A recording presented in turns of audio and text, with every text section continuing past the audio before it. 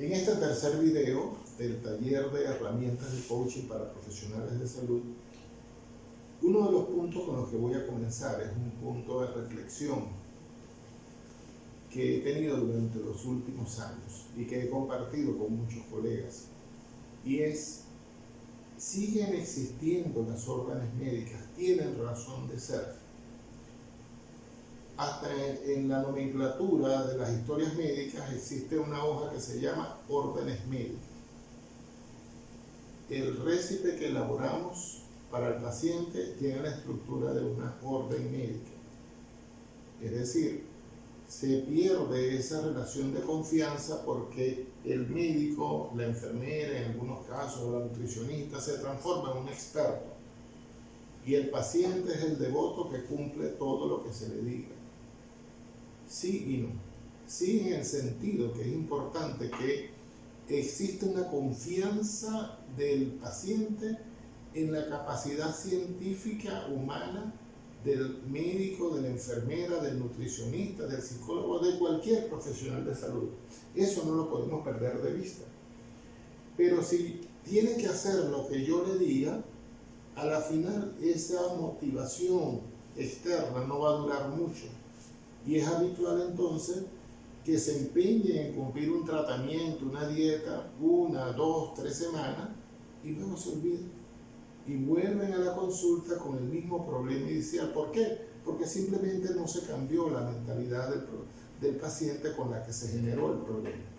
Él sigue pensando igual porque él está simplemente dándole la responsabilidad de su salud a ese profesional experto. Hay un trabajo de Freites y colaboradores que diferencia las funciones de un coach de salud y de un especialista que no es coach. El experto trata pacientes.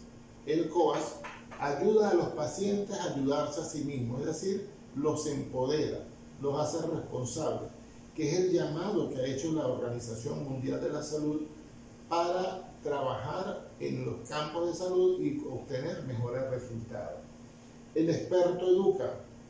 El coach, como principio del coaching, enseña a aprender, le enseña a buscar información, conocimiento, a estar en esa búsqueda permanente de información que él necesita para mejorar su salud.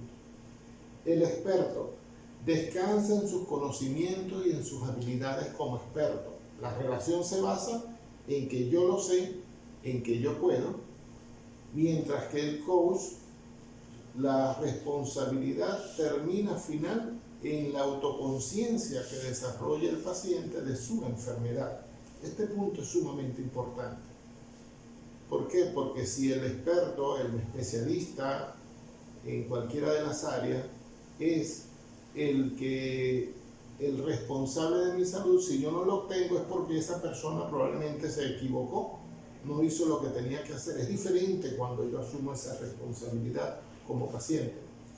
El experto se esfuerza por tener todas las respuestas. El coach de salud se esfuerza porque el paciente consiga sus propias respuestas, porque él tiene su realidad cultural, social, familiar, económica, y cada respuesta es diferente para cada individuo. El experto se enfoca en el problema. El coach de salud se enfoca en los resultados que va logrando, así sean paso a paso, así sean pequeños. Y eso motiva, potencia la capacidad del paciente en seguir avanzando. El experto aconseja. El coach colabora y acompaña. Entonces, cuando uno desarrolla el coaching de salud, uno se involucra con el paciente en la resolución de su problema, pero manteniendo el margen de que cada paciente logra y es capaz de lograr sus propios resultados. En estos momentos hay una herramienta que se llama método Flow. Es una herramienta muy importante, muy interesante. Les pasaré la imagen cuando estemos en el conversatorio después de este video, cuando ustedes lo soliciten. Es una tabla, un eje XY, del que sale en la parte de arriba una curva, otra curva pegada a la X y en el intermedio va otra. ¿Qué significa? Todos tenemos un límite inferior y superior, es decir, hay algo en lo que nosotros nos movemos y nos sentimos bien, hay algo que decimos estamos sobrecalificados para desarrollar eso, y otras áreas que sentimos que no tenemos la capacidad para lograrlo. Si nosotros trabajamos por debajo de nuestra capacidad, fácilmente nos aburrimos. Imagínense a un atleta de alto rendimiento que llega a un COAS y ese atleta quiere participar en las Olimpiadas y viene de entrenar 8 horas diarias. Y su entrenador nuevo le viene y le dice, a partir de ahora vas a seguir mi método y vamos a ir progresivamente. Vas a comenzar caminando 10 minutos durante el primer mes, luego vas a caminar 15. ¿Cómo se sentiría ese atleta de alto rendimiento que viene de 8 horas de entrenamiento diario y luego va a pasar a 10? Aburrido, no va a conseguir sentido. Pero vamos al punto opuesto. Tenemos un paciente o una persona que mide 1,60 m y pesa 125 kilos, que es totalmente sedentario, que trabaja de noche y viene porque quiere perder peso. Y nosotros le decimos, bueno, la meta del primer mes es bajar 20 kilos y necesito que hagas 1 hora y media de caminata, de las cuales 40 minutos sean trotando y el resto sea caminando a paso rápido. Estamos sobrepasando sus posibilidades reales y lo que él piensa que tiene, porque él no tiene ningún tipo de entrenamiento. Todo lo que se da en una dimensión entre mis capacidades y mis expectativas está dentro de ese fluir, de ese flow. Y ahí es donde nosotros tenemos que trabajar con el paciente, pero nunca hacia la parte de aburrimiento, sino tendiendo a la parte superior, siempre exigiendo un poco más, pero manteniendo al paciente un nivel de fluidez para que él sienta que todo va sucediendo como debe suceder, que no se siente estresado con deseos de abandonar, adolorido, agobiado, frustrado porque no logra la meta. Tenemos que permitir que logre pequeñas metas frecuentemente para que él se empodere y sienta más energía para establecer metas cada vez más altas.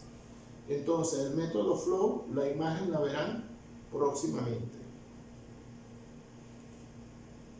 Siempre está la pregunta, ¿cómo ejerzo coaching en mi consulta?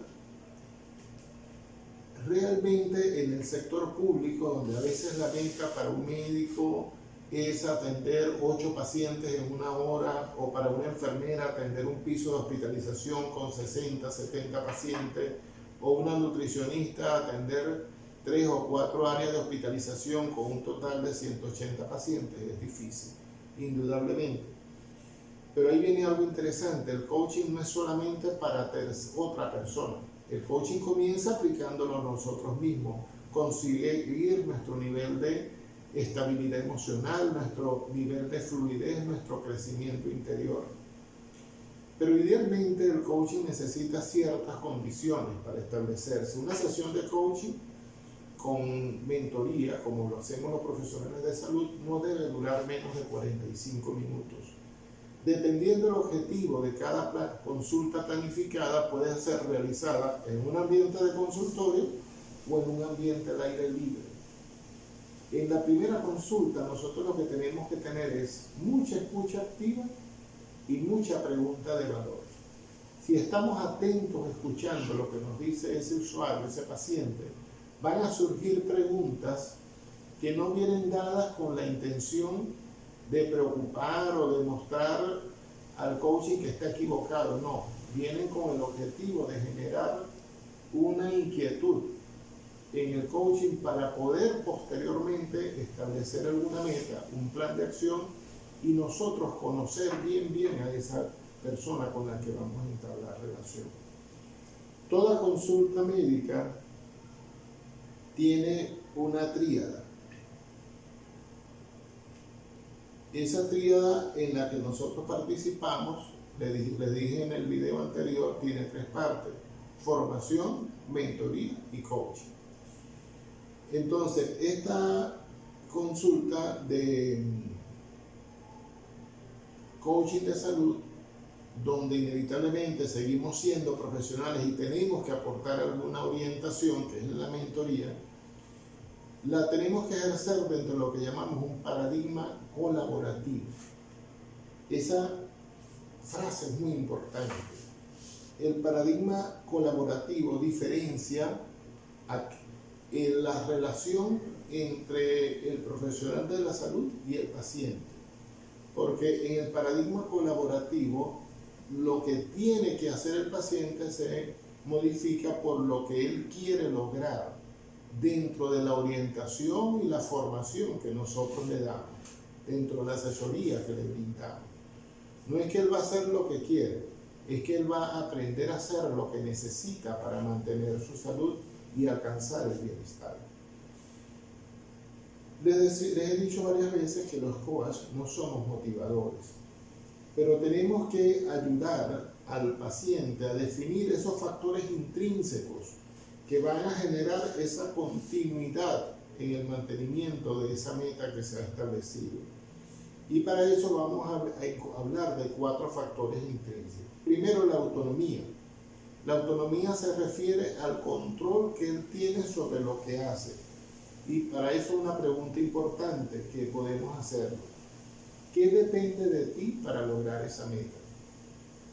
Porque a veces dicen, no, yo no puedo hacer la dieta porque ahí me sirve mucha comida, esta persona me da mucha comida, me sirve arepa, yo le he dicho que no puedo comer arepa, pero me la tengo que comer. No, es que la pastilla no me la ponen en la mesa, por eso no me la tomé. Y así una cantidad de cosas. Entonces la persona primero en la autonomía tiene que saber que su meta es personal y que tiene que definir qué depende de esa persona, de él mismo, para lograr ese resultado. El segundo punto es la maestría. Hacer mejor lo más importante. O sea, cómo aprendo cada día a hacer bien lo que es importante para mí. Indudablemente nadie nace sabiendo hacer bien las cosas. Nadie aprende a hacer algo bien de un día para otro. Pero si no comenzamos haciéndolo mal, nunca vamos a terminar haciéndolo bien. O sea, comenzamos equivocando y sobre la marcha estamos aprendiendo. La pregunta de valor en este caso es hacerle a la persona: ¿cuáles son tus mayores fortalezas para alcanzar la meta? Y la segunda pregunta: ¿qué necesitas para lograrlo? Porque esa necesidad es lo que te permite desarrollar esas habilidades y destrezas o recursos que necesitas para lograr la meta. Llámese como se llame, o aprendes a cocinar, o aprendes a hacer comida, o aprendes a planificar un horario, pero desarrollas habilidades cuando sabes que tienes que alcanzar una meta. El tercer punto es el propósito. Hacer lo que hacemos por servicio o porque es útil para mí o para alguien. La pregunta de valor en este caso es: ¿qué lograrías para ti de lograr ese objetivo? ¿Para qué quieres alcanzar esa meta? ¿Cómo influiría el alcanzar esa meta en las personas que son importantes para ti? El propósito le da valor a la meta. En el propósito nosotros le decimos a la persona que establezca el para qué. ¿Para qué lo quiere lograr? ¿Cuál es la razón que lo lleva a lograr eso? Porque la meta fue definida de manera personal. Y el cuarto punto interesante es la curiosidad, que se relaciona a nuevas emociones y experiencias. Es decir, de lograr esa meta, ¿cuál sería el cambio que lograrías en tu vida? De lograr esa meta, al lograr esa meta, mejor dicho, ¿cuál sería tu próximo reto? Porque el éxito, que es lograr meta o hacer lo necesario para lograr meta, es adictivo.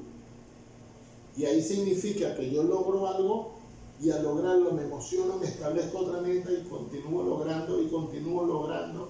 Obviamente en algún momento hay momentos de caída, pero lo importante es que yo me he vuelto adicto al éxito, me sacudo en la caída y me levanto y continúo. Y una pregunta ya para cerrar: cuando somos coach, ¿siempre somos coach Sí, siempre lo son. Aunque la persona no esté aceptando algunas herramientas porque simplemente no quiere, nosotros siempre vamos a estar con la escucha activa, viendo el potencial de la persona, tratando de establecer estrategias para que establezca y mantenga su meta y haciendo preguntas de valor. Este es el fin del tercer video. Gracias. Seguimos con las preguntas y respuestas.